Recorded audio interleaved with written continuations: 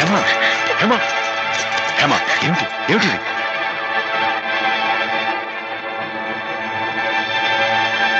ఏంటండి అమ్మాయి గారు ఏమైందండి ఏం లేదు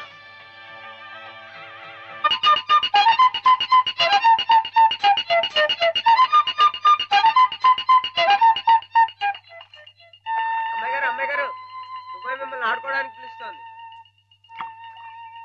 గుడికెళ్ళి వస్తున్నావమ్మా పుట్టినరోజు కదా అని కన్నెపిల్ల జరుపుకునే ఒక్కొక్క పుట్టినరోజు కన్నవాళ్లకు ఒక్కో హెచ్చరికమ్మ కళ్యాణ ఘడి సమీపిస్తోంది సుమా అనే ఓ అందమైన హెచ్చరిక కూర్చోండి నాన్న ఎందుకమ్మా కూర్చోండి లేమ్మా లే ఈ పుట్టినింటి మహారాణి మెట్టినింటి మహారాణి పిల్లపాపలతో సుఖ సంతోషాలతో వర్ధిల్లాలమ్మా అన్నట్టు మీ అక్కయ్య నీకు ఉత్తరం రాసిందమ్మా ఏం రాసింది నాన్న నీకు పుట్టినరోజు శుభాకాంక్షలు పంపింది నువ్వు కూడా దానికి వెంటనే శుభాకాంక్షలు అందజేయాలి సుమా దేనికి మీ అక్కయ్య నన్ను తాతం చేయబోతోందమ్మా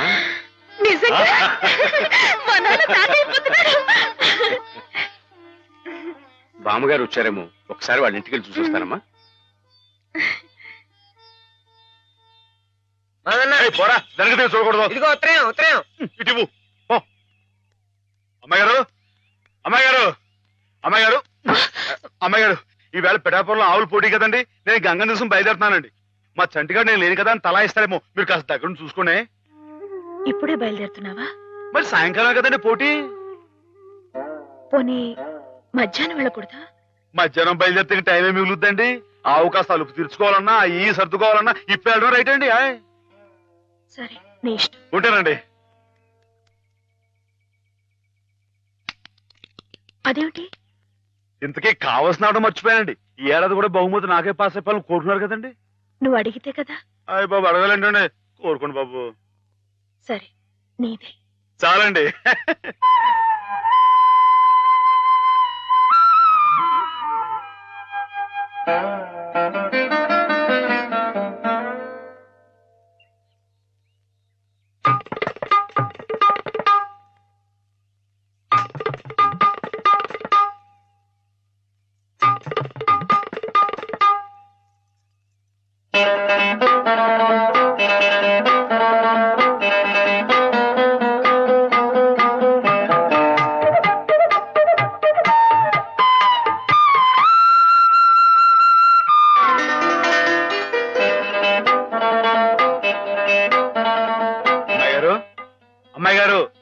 అమ్మాయి గారు అయ్యో ఇంకా పడుకున్నారేంటండి ఈవేళ మీ పుట్టినరోజు లేవండి అబ్బా లేవండి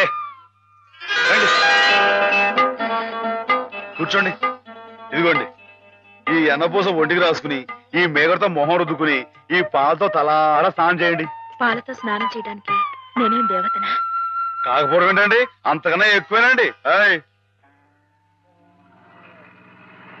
రానంటే చంపేస్తామని వచ్చాను కానీ లేకపోతే వాళ్ళు వచ్చేవాడు కదా బాబు ఏం పాపం అంతర్వేది వెళ్లాల్సింది ఎందుకో మా ఆవిడ సముద్ర స్నానం చేద్దాం రమ్మంది ఏమిటి విశేషం ఇవాళ కార్తీక పౌర్ణమయ్యా బాబు అందుకే కాబోలు అమ్మాయి గారు మధ్యాహ్నం వెళ్ళకూడదా అన్నారు బండలకు తిప్పు దేనికి ఇవాళ అమ్మాయి గారు పుట్టినరోజే బాబు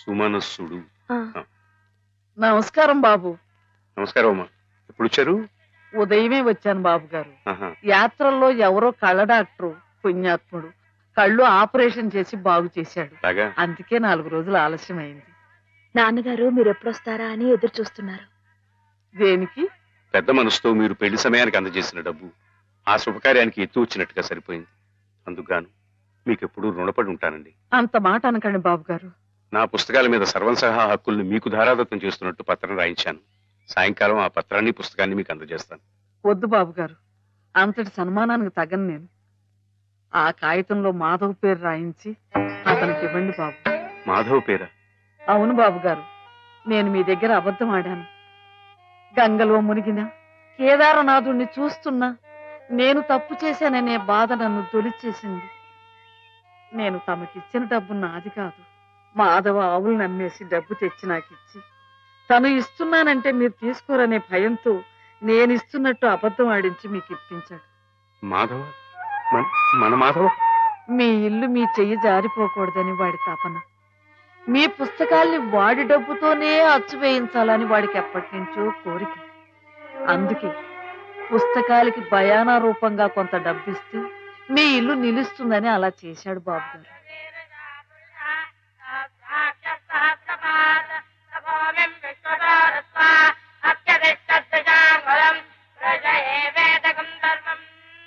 ఆవులు ఏమయ్యాయా అని అడిగితే ఆసుపత్రిలో చేర్పించానని అబద్ధం చెప్పాడు. ఇందుకేనన్నమాట. మన్ను తినలేదని ఆ రోజు గోపాలుడు చెప్పిన అబద్ధం పెంచిన తల్లిని పునీతురాల్ని చేయడానికైతే మమత నిండిన ఈ గోపాలుడు ఈనాడు చెప్పిన అబద్ధం పెంచిన పంచని 10 కాలాల పాటు చల్లగా నిలపడానికమ్మా. నన్ను యువతలి గట్టుకు చేర్చిన మహనీయుడు అవతలి గట్టునే ఆగిపోయాడమ్మా. ఒక్కసారి పండి మాధవం తీసుకురాగలవా? అలాగే నాన్న.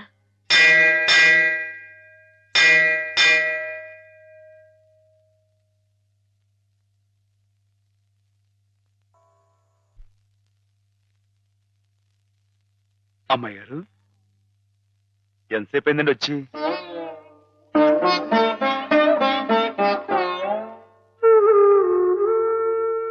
ఏంటి అమ్మాయి గారు అలా కొత్తగా చూస్తున్నారేంటి?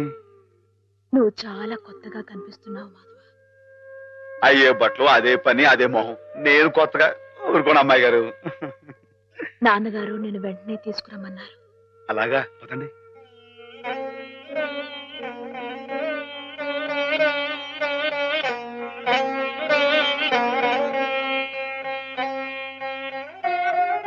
ఏమిటే ఈ అమూల్యమైన గ్రంథాలు ఏమిటి? ఆచకు అంకితం ఇవ్వడం ఏమిటి? నేనేం చెప్పను. మామయ్య మంచి పని చేస్తున్నాడు అన్న.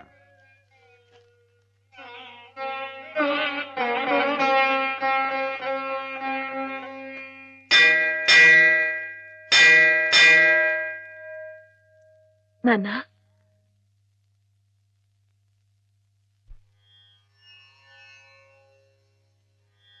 తుననగా నీకంకితము చేతును అనగా లలిత కలిత గుణమాన్య మత్కావ్య కన్య ధన్య ధన్య.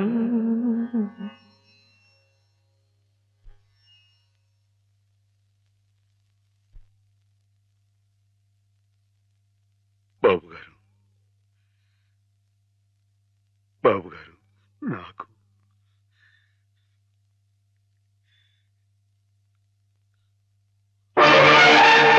బాబు గారు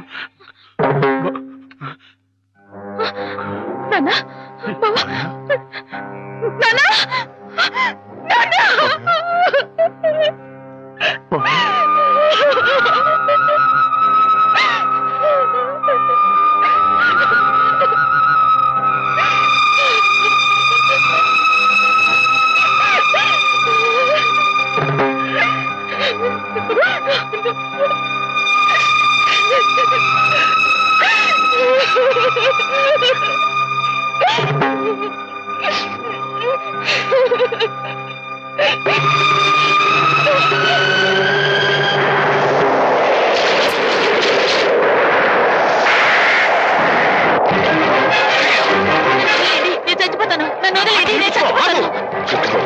ఎందుకు చచ్చిపోవాలనుకున్నావు? నాకెవరూ లేరు బాబు గారు. నీ పేరేమిటి బాబు? మాధవయ్య. చూడు మాధవ్, దిక్కులేని వాళ్ళకి దేవుడే పెద్ద దిక్కు. మనం పుట్టింది బతకడానికయ్యా, చావడానికి కాదు. పద, మాతో పాటు మా ఇంట్లో ఉందిగా. నేను ఉత్తినే ఉండను. ఏదైనా పనిపించండి, చేస్తాను. అలాగే పనిపిస్తాను. పద.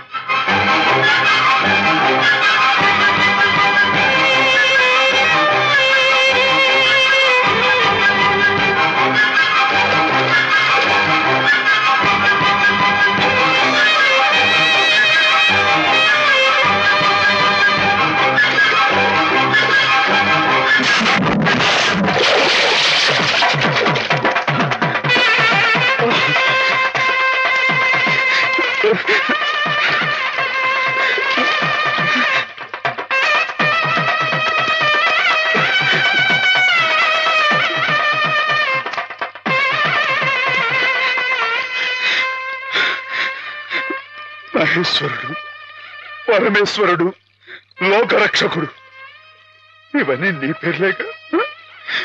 ఒక్క మంచి పని కూడా చేయలేని వాడివి నీకెందుకయ్యా ఇన్ని మంచి పేర్లు? ఎందుకని గుళ్ళు గోపురాలు? ఎందుకని పూజలు పురస్కారాలు? చెప్పు, మాట్లాడు మాట్లాడు మాట్లాడు.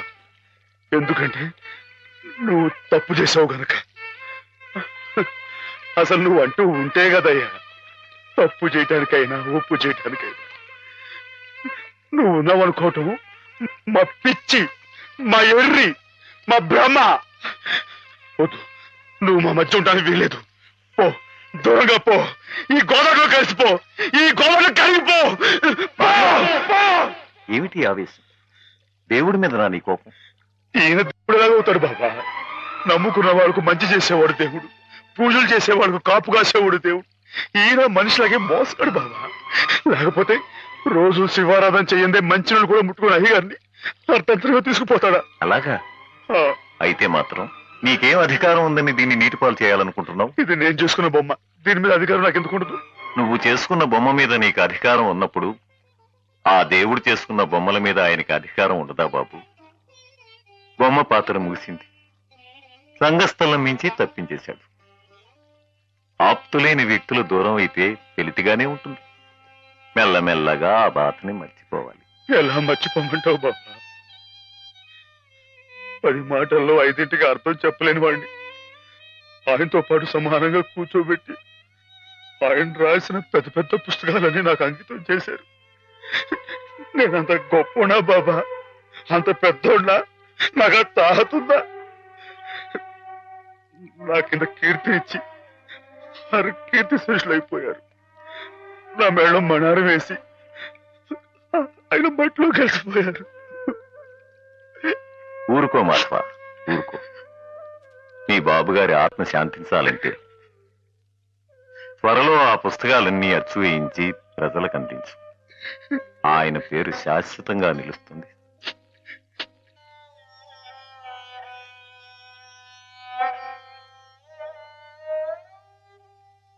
ఇక నాన్నగారి పుస్తకాల సంగతి మర్చిపో మాధవ. ఈ ఇల్లు నిలబెట్టాలనుకున్నావు, అందుకు నువ్వు కష్టపడింది నష్టపోయింది చాలు. ఆ రుణం మేం తీర్చుకున్న తర్వాత ఆ పుస్తకాలు అప్పుడే అచ్చు వేయించచ్చు. మీరు రుణం తీర్చుకుంటారా అమ్మాయి గారు? అయితే ఆ డబ్బునైనా అప్పుగా ఇచ్చానండి.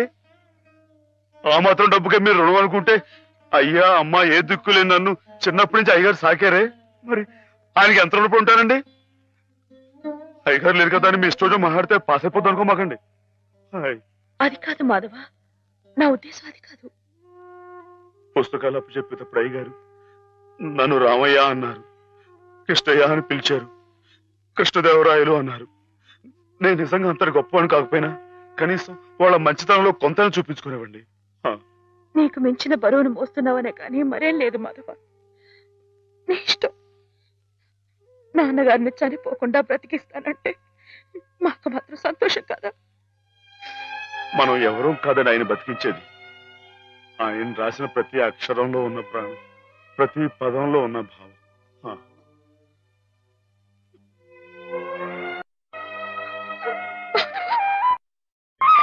అమ్మాయి గారు, అమ్మాయి గారు ఊరుకోండి, అమ్మాయి గారు ఊరుకోండి.